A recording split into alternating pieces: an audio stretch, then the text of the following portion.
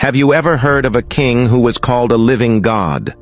A king who stood before the whole world and warned of a coming disaster? And a king whose fall still feels like a mystery? This is the story of Haile Selassie, the last emperor of Ethiopia. He was born Tafari Makonnen in 1892, from a royal family that claimed to descend from King Solomon and the Queen of Sheba. From childhood, he was quiet, intelligent, and determined. But no one knew that one day, the world would see him as the Lion of Judah. In 1930, he became emperor and took the name Haile Selassie I, meaning Power of the Trinity. His coronation was so grand that leaders from all over the world came to Ethiopia. He promised to modernize his country, building schools, roads, and hospitals, creating a constitution, and even working to end slavery. Then, disaster struck. In 1935, Italy invaded Ethiopia with tanks, planes, and even chemical weapons.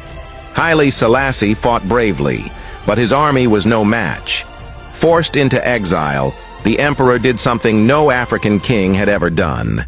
He stood before the League of Nations and warned the world, "It is us today, it will be you tomorrow." Few listened, and soon World War II began. But the Lion of Judah did not stay down.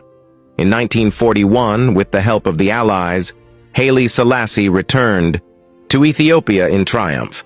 He pushed for more reforms and became a leading voice for African unity, helping to create the Organization of African Unity. Across the ocean, in Jamaica, the Rastafarians began to worship him as a divine king, the returned Messiah.